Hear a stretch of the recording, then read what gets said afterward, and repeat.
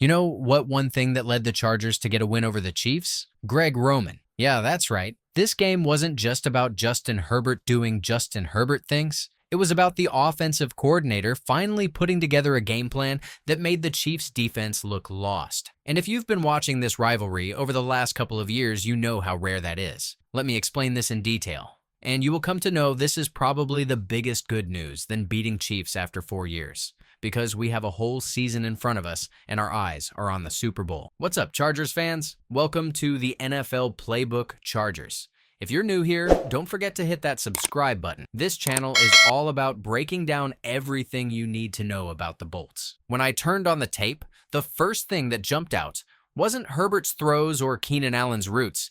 It was how easy everything looked. And that's not by accident. That's Greg Roman.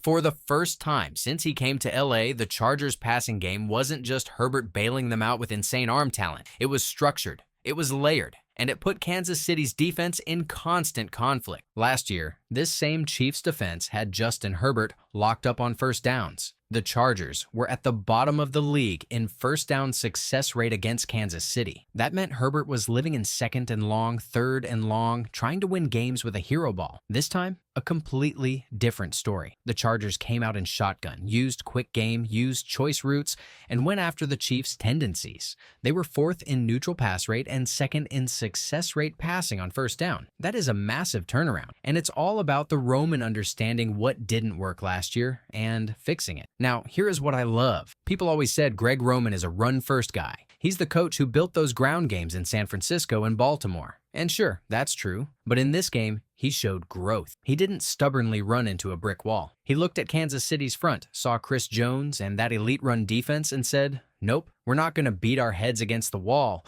We're going to throw to set up the run. That's mature, smart play calling. Watch the way he used motion and formation. Quentin Johnston, a guy who barely lined up in the slot last year, suddenly was moving around, playing inside, getting free releases. Keenan Allen wasn't stuck in the same spot either. Ladd McConkey wasn't just the slot guy. He was moved all over. That flexibility forced the Chiefs to communicate constantly, and they didn't keep up. 3 different Chargers receivers finished in the top 15 in EPA per target this week. Think about that. That's not just talent. That's the design. And the sequencing was beautiful. Every play felt like it was connected to the next one. A choice route here, set up a crosser later. A fake run here, set up a screen 2 series later. That's when you know a coordinator is in rhythm. Roman had Spagnuolo, one of the best defensive minds in football, on his heels all night. This is a Chiefs defense that usually dictates to you. Not this time. Look at Herbert's life in the pocket. Last year, so many of his dropbacks were make or break. If the first read wasn't there, chaos. This time, he had answers. There's a play to McConkey where he literally has 4 legitimate options. 2 crossing routes,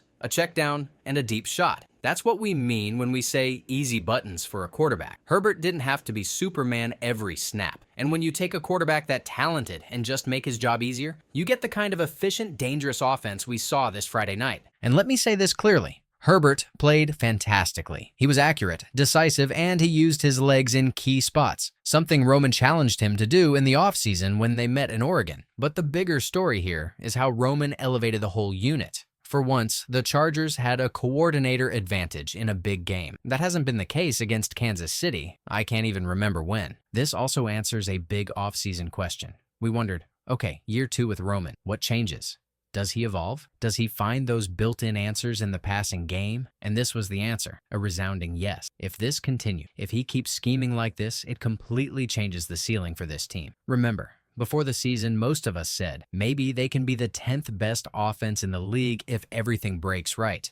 But if Herbert keeps playing like this and Roman keeps calling games like this, I predict top 5 is on the table. Okay, now let's connect this to the bigger picture. You know, the Chiefs aren't just a random opponent. They've been the measuring stick for the entire AFC West. The Chargers have lost so many heartbreakers to this team because the little things went wrong. Protection breakdowns, bad sequencing, no in-game adjustments. This time, it flipped. Kansas City looked like the team was searching for answers. That's a huge psychological advantage for the Chargers locker room. When you go into a so-called neutral stadium full of Chiefs fans, punch them in the mouth, and walk out with a win, it's not just one game. It's proof you can go toe-to-toe with the champs. And speaking of protection, we have to talk about Joe Alt. My goodness. If Greg Roman was the brain behind this win, Joe Alt was the muscle. This rookie left tackle didn't just survive against Chris Jones and company. He dominated. There's one play on the Keenan Allen touchdown where Alt literally blocks two Chiefs defenders at the same time. That's absurd. We're talking about Chris Jones here, one of the best interior defenders in the game, and Alt handled him like a veteran. When you have a tackle who can neutralize elite rushers one-on-one, it changes your entire offense. It frees up the guards to double elsewhere. It gives Herbert clean sight lines. It lets Roman call deeper developing plays without fear. Alt already looks like he's on a Trent Williams trajectory, and I don't say that lightly. If he keeps ascending, he might finish this season as the best left tackle in football. Yes, already. I am eagerly waiting for the next contest against Max Crosby. If Alt succeeds in that challenge, I declare him the future Hall of Famer now. The offensive line as a whole deserves love.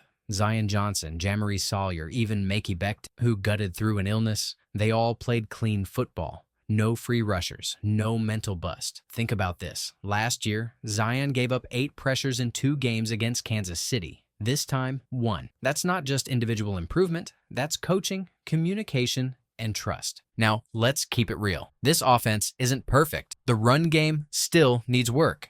There were some inconsistent moments in the second level, some timing issues on combo blocks, and the pass rush, that's my biggest concern on the defensive side. 19 pressures look fine on paper, but when you watch the tape, most of those came from stunts and simulated pressures. Not guys just flat out winning one-on-one. Tuli Tuipulotu and Khalil Mack had flashes, but no one consistently beat their man. If this defense wants to be championship caliber, they need a true difference maker in that front four. Maybe that's a trade deadline move. Maybe it's internal development, but it has to happen. On the flip side, let's give some credit to the secondary. Donte Jackson quietly had a fantastic game. 2 catches allowed for 9 yards on 6 targets. Physical, disciplined, almost had a pick 6. Tarheeb still was rock solid against the run. Those 2 guys stabilized things while Cam Hart continued to work his way back. That matters because against a quarterback like Mahomes, you need corners who can both cover and tackle. And speaking of Mahomes, yeah, he made some ridiculous plays. He always will. But notice this.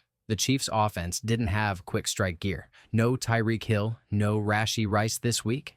It was Kelsey and a bunch of role players. That's why Roman's plan was so effective. It put pressure on them to play perfectly, and they couldn't. So, here is the bottom line. This time, Greg Roman succeeded because he changed and evolved his style and strategy according to the need. If he continues this learning and adaptation, we are surely going to win. Look, what worked against KC will not work against the Raiders. He must understand the requirements.